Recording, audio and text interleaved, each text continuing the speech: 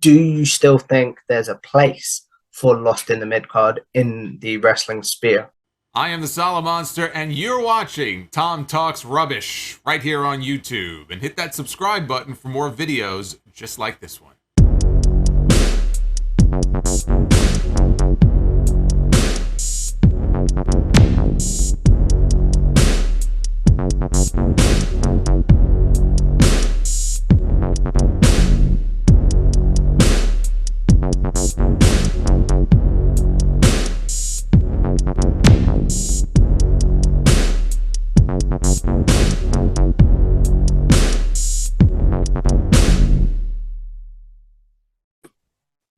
What's going on, guys? It's your boy, Tom Talks Rubbish, and stand back for another interview. This time, I'm joined by Jeremy Bennet from Bleav Sports and the Lost in the Midcard podcast. I feel like I butchered your last name based on the waggle of the finger there. No, I was saying hi. Oh, okay. Just waving hi. Fair enough. So, if we take this back, my friend, where do you first discover wrestling?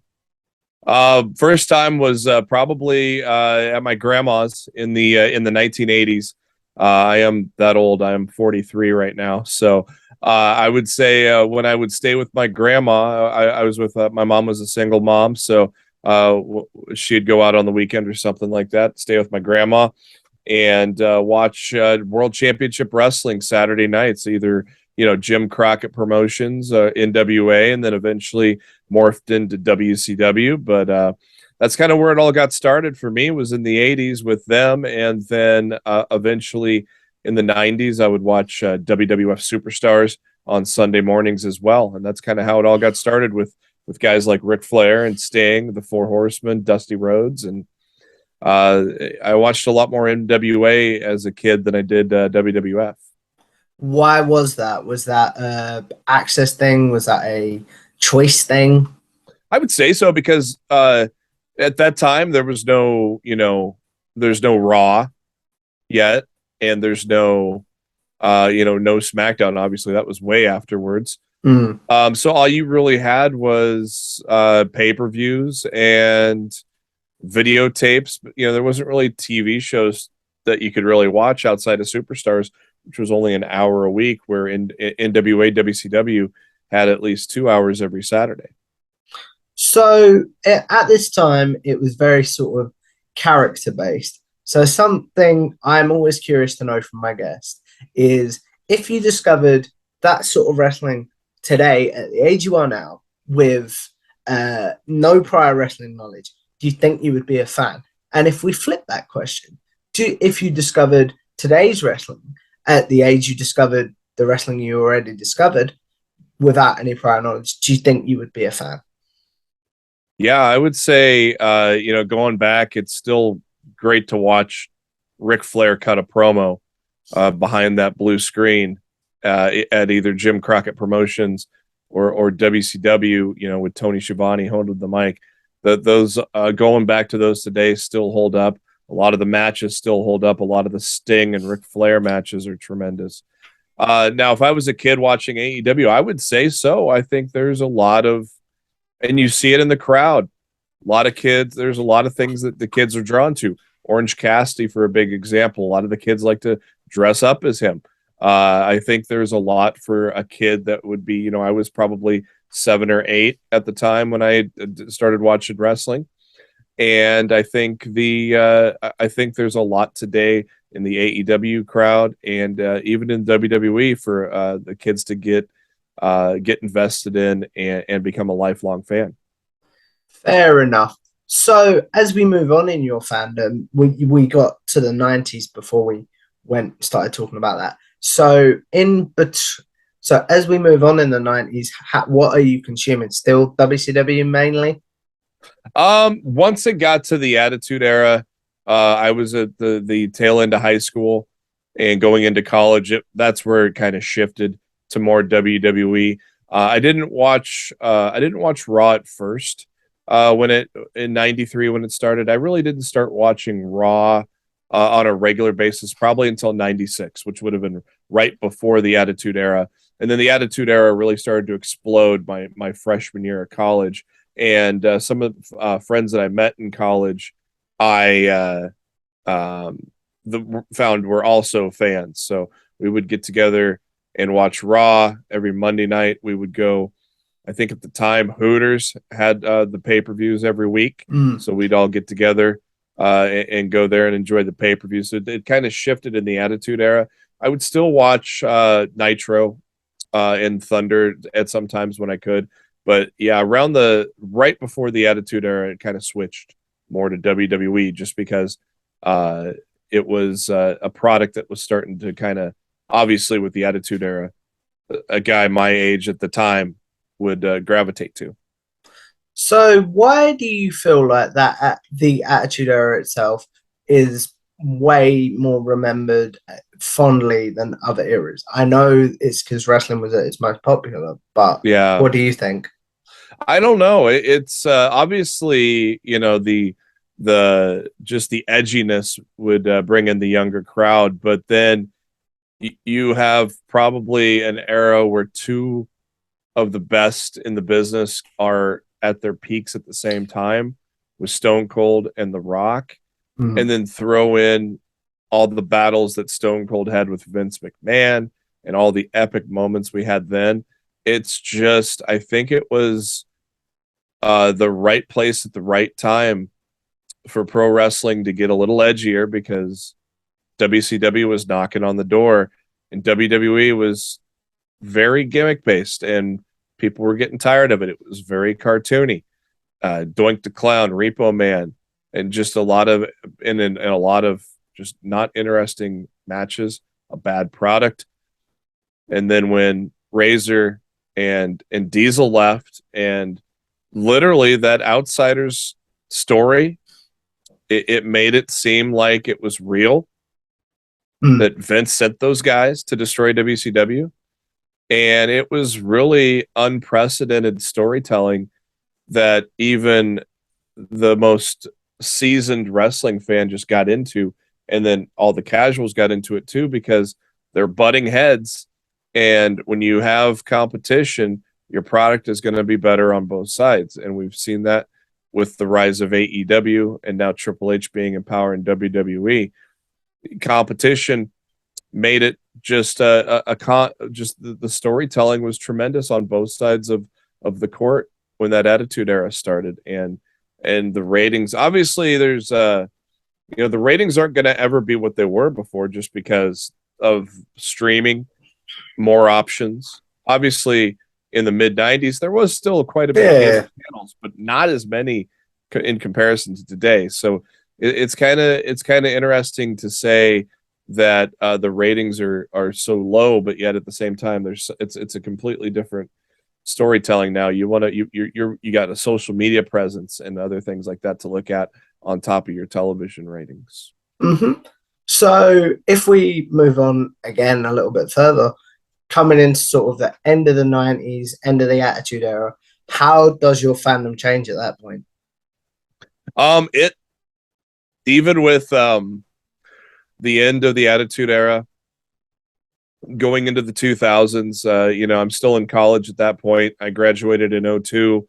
And I still had friends that watched, you know, friends that I would meet during the early days right before Ruthless Aggression. Another group of friends after college, we would watch, you know, Raw and the pay-per-views every week. So it really, for me, it's always been a constant. I've never been away from wrestling for a long period of time ever since, I would say ever since the mid 90s.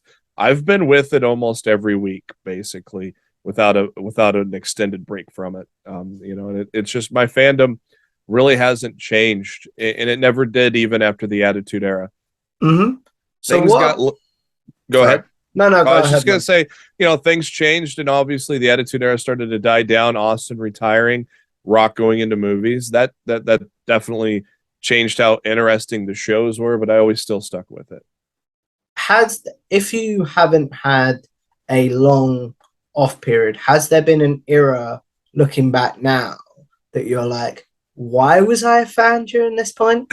I don't know. I mean, there's a lot to complain about especially with things kind of just getting old with Vince and not exciting. John Cena winning all the time, and kind of just when he came out as a big surprise in the 2008 Royal Rumble at Madison Square Garden, where he was literally not supposed to be back anytime soon, and he made this this miraculous comeback. And I remember sitting with my buddies, and we're like, "Oh, one of my buddies just got mad. He's like, "Oh God, he's gonna win it." And I'm like, "Yeah, you're probably right," And I think the funniest thing about that entrance is you see the Madison Square Garden crowd going crazy for him. Yeah. And then all of a sudden they realize, no, we hate John Cena. Why are we doing this? And Triple H, like, I think nobody knew. Triple H's look of shock when they camera hit him was, I think that was legit. I don't think anybody was clued in on it. So it was interesting. But as bad as it's gotten, I don't regret it. Obviously, I still stick with it, and now, even in the tough times, there's been some tough times, especially the tail end of Vince's career in WWE. But at least it gives us something to complain about. So you still stick with it because at least you got something to complain about or to cheer about. You got something to talk about regardless. I think as well, and this isn't going to be about me, but something that I find is we're so spoiled for choice now as wrestling fans that if you don't like WWE, you can watch AEW. You don't like AEW, TNA's doing great things, or Impact's doing great things. Like, I do think. Do you believe this is the best time to be a wrestling fan? I think it is because you look at guys like Matt Cardona, who are not in a rush to sign with a big company because the indies are such a lucrative business now, and the indies, GCW, has been rising in popularity. I've been a fan of. I wasn't a fan in the beginning, but once guys like Cardona started showing up there, I've been watching GCW for a good year and a half now, and really like the product that they put out there. And a lot of the stars that they bring out there, like Effie and Allie Katch, Nick Gage, Mance Warner, and Matthew Justice. There's just a lot of guys that it feels like it's an ECW type of deal. And it literally is, with a lot of death. They have death matches all the time. It gets brutal, but at the same time, they also will have like a just a tremendous one-on-one match with a guy like Blake Christian, who now seems to be on his way to AEW now. So the indies are really, and it's not just that. There's AAW. There's many promotions out there, not just here, but in the UK even. And so you have a lot of choices. And if you want to see some people that are up and coming, or just an alternative, you've got a lot of it. And I think Fight TV is a great example of giving people that access and being able to see just what pro wrestling has to offer today. That's not even just on a major TV network. Fair enough. So as we move on, how do you connect with Bleav Sport? I worked with Rick and Sid at previous sites, and I started working. I think it was my very first live show with Rick was a kind of a 2020 year in review show. That was the first time I was live on camera. And then I got to fill in on some Friday night shows with him, Sid, and Dutch Mantel. And so that they left to kind of start Bleav from the ground up, and asked me to fill in or actually asked me to be a host on the NXT shows, which they've gotten rid of for now. But now I'm kind of just I would say like a once a week type of show up to for a live show to kind of just talk about what's going on, mainly with Dynamite or any kind of breaking news there. But it all started like around the end of 2020, and then I did a top story show with Kev Kellum and Jose Gonzalez. Rick would fill in there from time to time. We would do trivia specials before the pay-per-views that Rick would be involved in, and Sid as well. So it's been a good relationship with those guys for almost 2 years now. And I would say about 3 or 4 months ago, they asked me to come over to Bleav. So continuing that relationship with Bleav in pro wrestling. What are some of the differences that you see working at the previous site that you now see from working with Bleav? I think there's not really much of a difference. We got to do basically what we wanted to do on the live shows that we did, either whether it be a pay-per-view review show or our top stories. So we're just kind of just bringing it to a different platform and trying to grow it ourselves and kind of grow the fan base and see where we can take it in the future. Rick has put together some great interviews, whether it be on location at SummerSlam or WrestleMania or through a Zoom call just like this. He's had some great interviews throughout the year. So it's not going to happen overnight, but it's a great process to be a part of. Where do you want to see either your role at Bleav go or Bleav sports in general go?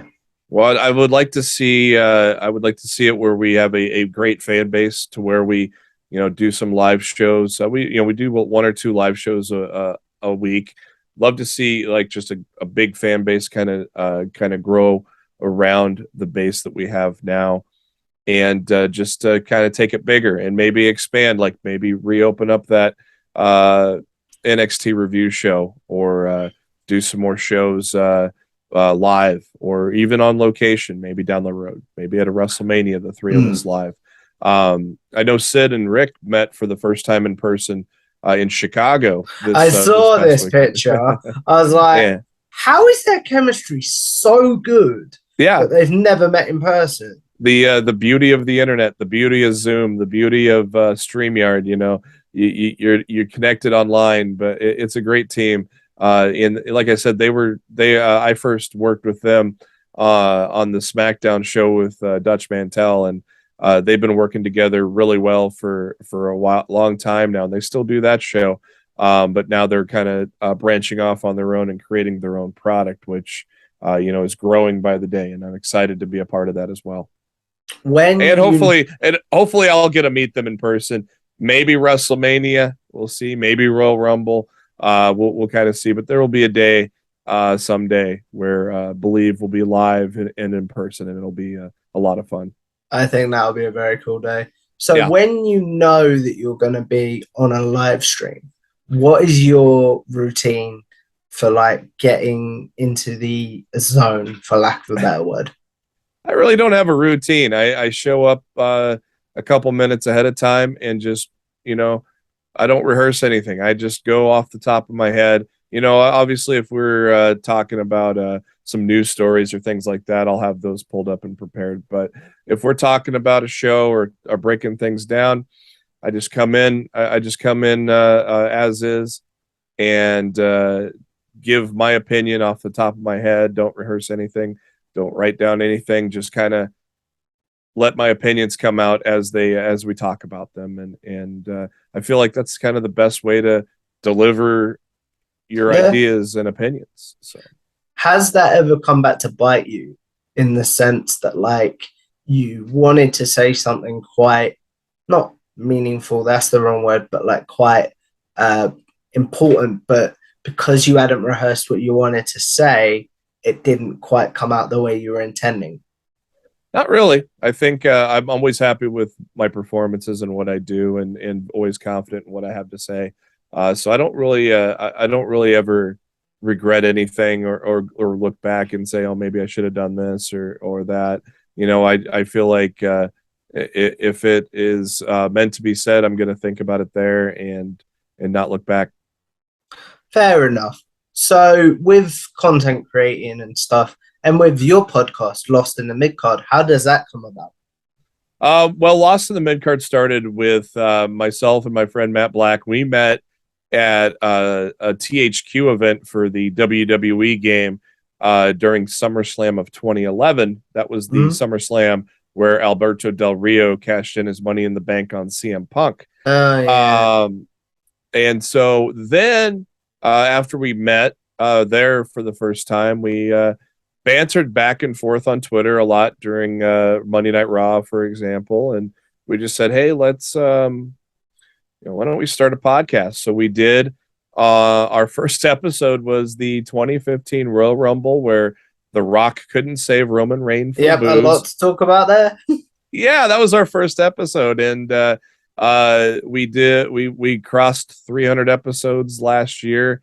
We took a hiatus almost. We haven't had a new episode about a year ago, with me being busy with being on other live shows. He's being busy with his writing career on a couple of websites. We both kind of got busy. But I tell you this, I don't think Lost in the Midcard is dead. I think it's going to come back You don't someday. think it's lost in the midcard, so Nope. to speak. Sorry, It was right there. But it's been about a year since we've done an episode. We got to figure the time is right, or maybe the place is right. Maybe we get on a site or something and bring our show to that, or maybe do a different format, or maybe just bring back the old format. I'm not sure what the future holds, but we are always thinking about possibly bringing it back, and hopefully someday we will. If you do bring it back, what is one change that you would make automatically? And then what is one change, knowing Matt the way that you do, you think he'll make automatically? I think we'll maybe go to a live show, which we did a live show for episode 300, which is a lot of fun. It was a great celebration. A lot of friends came on. It was a lot of fun doing that show live. So we may do, we used to do like about a 2-hour podcast. So I'm thinking maybe shorter and maybe more often, maybe more like what we did with Jose and Kevin on Top Stories. Maybe do a few short ones a week and do them live. That might be the change, I would say, the biggest change, because what we did before is we would record it and put it out the next day. And they would usually be 2 hours. And so it may be, I would say maybe shorter and maybe live might be the call. What about if we flip the question, and then one thing that you automatically don't want to change, and knowing Matt the way that you do, one thing you know that he won't want to change?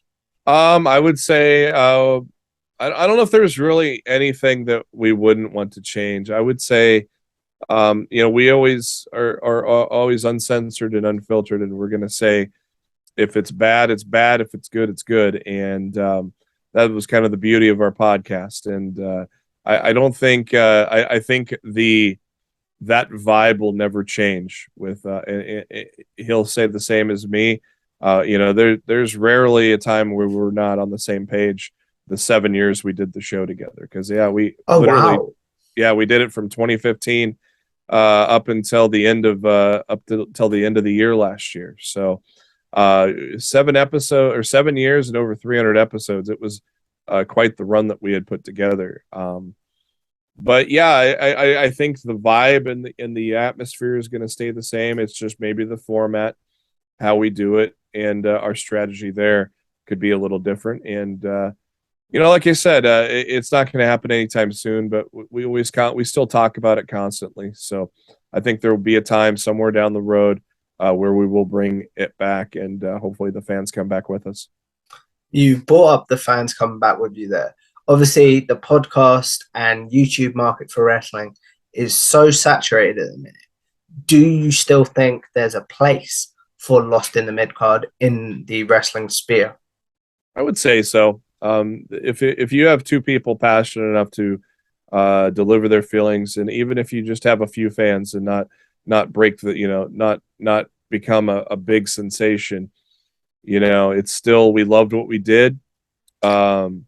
We had a little tough times with our original podcast on Squarespace, and that kind of disappeared, and so we kind of lost our podcast audience, and we had to try to rebuild that, and that was pretty tough to do. But regardless of who was there, we love doing it, talking about it ourselves. And so if someone loves to join us, then that's going to be even better. And I think now him with the writing for a couple of companies, me appearing live on camera for other companies, we've each kind of built more followers to our fan base, and we're friends with a lot of people on in the industry and on Twitter as well, with many other sites, obviously, with Cassidy at Body Slam, and the people at Fightful. There's so many great people at Fightful that deliver great shows, and it's a great community. Obviously, Twitter is very toxic at times. That's with the random people, but with the people, it's a great place to have fun during wrestling events. Do you know what I've discovered today? Thanks to Rob Wilkins of Fightful, actually, that having a Twitter circle is a very good thing, and it means that you can keep your tweets sort of limited from the weirdos, for lack of a better phrase, if you know what I mean. Yeah, exactly. And I will normally, I just do the old get notifications from certain people or whatever, and that way I can just look at that feed instead of the whole picture of things. And there is some good, and there's some good and some bad with Twitter, that's for sure. Mm-hmm. We talked about earlier, you talked about, should I say, about having to rebuild your podcasting following once before because of the previous place that it was on. If you had to give someone advice who is trying to build a podcast from the ground up or trying to rebuild a podcast, what advice would you give them? I would say start with, like what we had was we were on Squarespace, and unfortunately a friend of ours who helped us actually get on there and helped us get that podcast side of things started, unfortunately had passed away, and so we lost. I'm sorry. Yeah, it was Trevor Oz was a great guy, and he actually came on the show quite a few times during our run before he went on to work for a game studio. But he always helped us with that, and I would say we had to start over. I would say Anchor.fm is a great resource for the podcasting side of things. Obviously, look at some of the bigger shows. Look at a lot of shows and look what they're tagging. Look at their hashtags on YouTube. If you're going the TikTok route, look at that. Just look at the hashtags, because that'll bring the new audience to you. It's not going to happen overnight, but that's kind of the key thing, is look what some people are doing and go from there. What do you put in place to avoid? I've got to be careful how I phrase this, because I don't know how to phrase this question. Like, create a misery in the sense of, like, when you look at your numbers and maybe they're not growing in the way that you want, what have you put in place to not have that later consume basically the rest of your day or time? Knowing, like I said earlier, Matt and I both have said to each other, it's not how big the audience that we got. It was, are we having fun doing it? We were. Life just got in the way where we both got really busy and couldn't really give 2 hours a week to it with all that we had already got going on. So the key thing is to have fun doing it, because you're not going to have instant success. You're not going to make money. Right? We never made a dime in 7 years on Lost in the Midcard. But eventually, if you work hard enough at it, maybe with networking and just paying attention to what other people do and try to make it your own. How did you come up with the name Lost in the Midcard? It just popped in my head one day when we were kind of brainstorming ideas. It was a term that I just had popped into my head when I was talking about Cesaro in WWE. And he actually was our mascot for the thumbnails and everything. The graphic that was made for our podcast was Cesaro for our 7-year run. And it was just a term that had just popped up in my head. I'd never heard it before. Just kind of popped into my head, and it kind of stuck with us. Will you have to change your mascot now that he's doing bigger things now that he's doing different things, let's phrase it like that, in AEW? Once we switched to Anchor, we had a different graphic and things like that. But that classic one, Cesaro will always be with us. Claudio will always be with us. But we did have we have a great friend of ours, Mark Cho, who designed some great graphics for us over the years, and has done a tremendous work for helping us kind of get some of those things for our podcast and for the YouTube page and things like that. So I think we got away from that graphic once we went to Anchor, but it was always a fun one to have because he was truly lost to the mid card in WWE until he made the jump to AEW. Mm-hmm. So as we look at wrapping this up, we're going to do a quick segment that I call generic questions. Those of you that have seen my interviews before will know this is where I ask my guests their favorite match, favorite pay-per-view, favorite tag team, favorite wrestler's theme, and favorite superstar or wrestler of all time. Basically questions that I'm sure you get asked on social media quite regularly. So now you'll have a place to be like, look, I've answered this. Please go watch this. So what's your favorite match of all time? My favorite match of all time is Shawn Michaels Undertaker at WrestleMania 25, the first one. I feel like even beats any, I'm a big Kenny Omega and Kazuchika Okada fan. I think, I've seen all the great matches, and I think just the storytelling and just how epic two guys, two legends in the business, and just how Shawn Michaels was able to come back from almost a career-ending back injury and perform matches of this caliber. WrestleMania 25 is always going to stand out to me as my favorite match of all time. What about favorite pay-per-view? Like just in general, just a type of pay-per-view or actual year? Like, for example, the answer we get a lot is favorite is All Out 2021 for obvious. A specific pay-per-view, basically. Man, that's tough. That's tough. But one that stands out is WrestleMania 30. You open up with that great match between Triple H and Daniel Bryan, and then wrap it up with the amazing story that they told with the Yes Movement, and that is definitely one of my favorite pay-per-views of all time. Now, my favorite pay-per-view type of all time is that answer is always going to be the Royal Rumble. That's my favorite pay-per-view of the year. I think that's why I never ask people their favorite pay-per-view of the year, because I think without sounding really, really disrespectful or like a know-it-all, I think I can imagine people being like, yeah, it's the Rumble, let's move on. Yeah, it's odd how many people say that over WrestleMania, but it's true. I like it. I like it so much. I always look forward to it every year, and it's always exciting. I was lucky to go to the one in Phoenix where Becky Lynch returned as the man and won the Royal Rumble there. That was in the baseball stadium there. It was a lot of fun. So hopefully I get to go to one here soon, maybe next year, hopefully.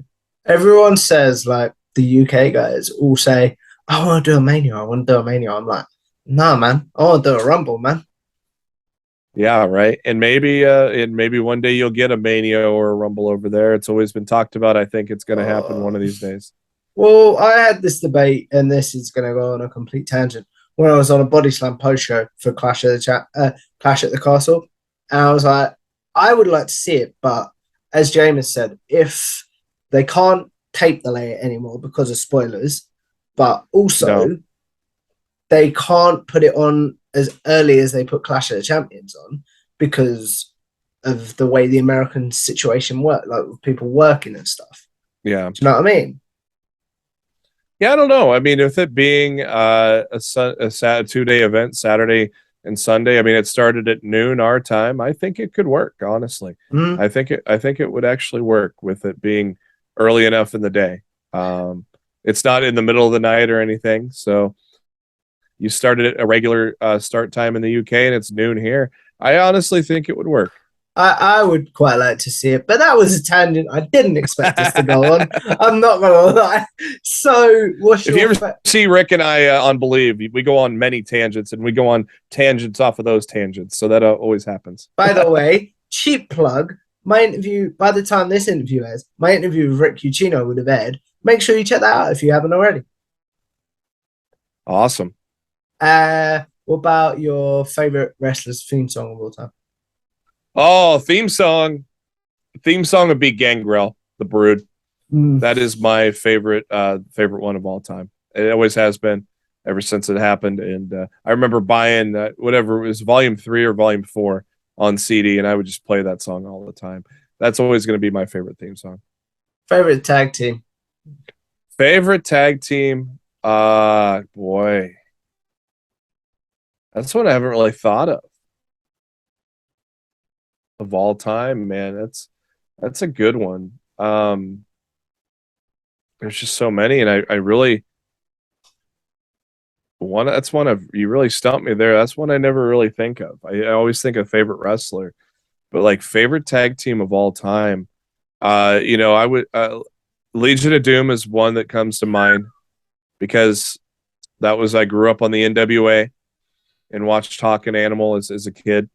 They're always one that I love. Obviously the Young Bucks go into today.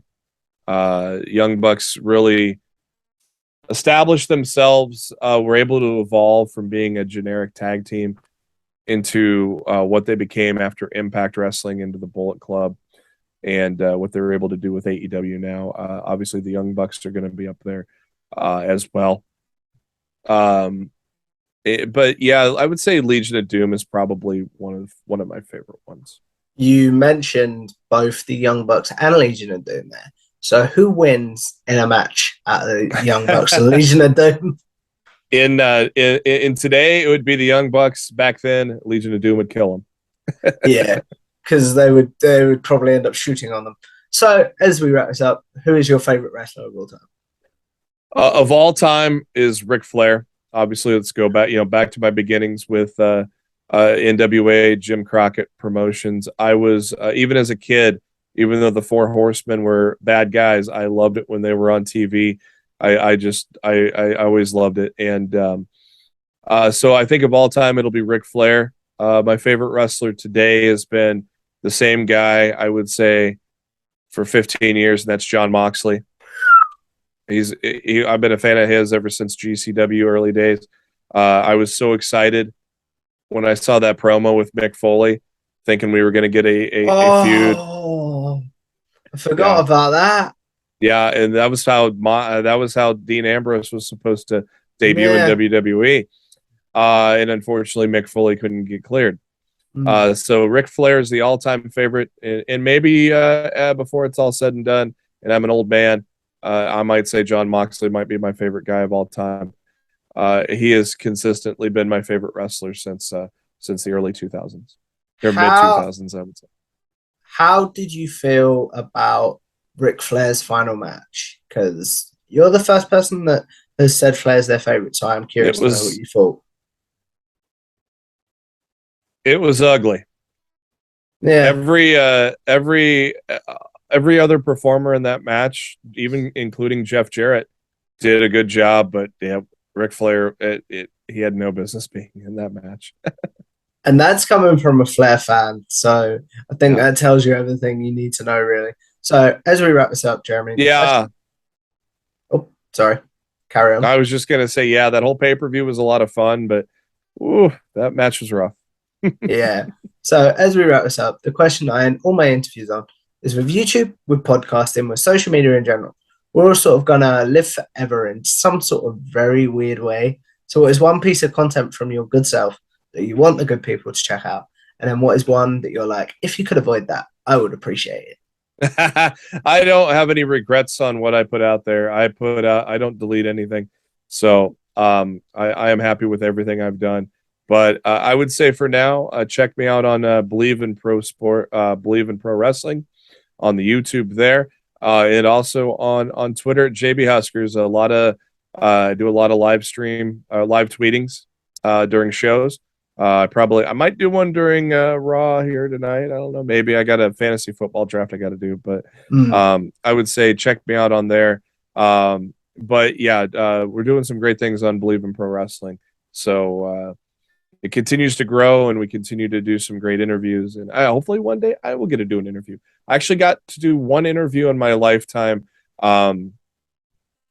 This was I can't remember the year.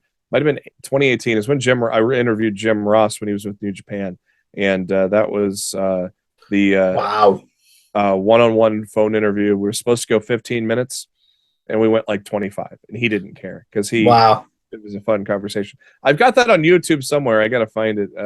I have it buried in my account somewhere, but that was fun. So hopefully someday I can get to interview a star. Maybe one of my favorites is L.A. Knight. He'll or Max Dupree. Maybe get to interview him sometime, or maybe even John Moxley. That would be an honor too. So hope that's kind of a goal down the line, is to get to interview someone. But a lot of good stuff there. So check us out, especially when we go live. It's always fun to interact with you guys on our live shows too. So he's already done his plugs, so I might as well do mine and go as we wrap this up. If you guys like this video, make sure you like, share, and subscribe. It's Tom Talks Trash. Follow me on Twitter at Tom Talks Trash. Follow bodyslam.net for my show with Cassidy Haynes, the Wrestle Watch Pod, and follow wherever you get your podcasts, and on Twitter and on YouTube and on Twitter, and follow the Wrestle Watch Pod on Twitter to help us pick the match that we're going to watch every week. And I will see you in the next one. A goodbye.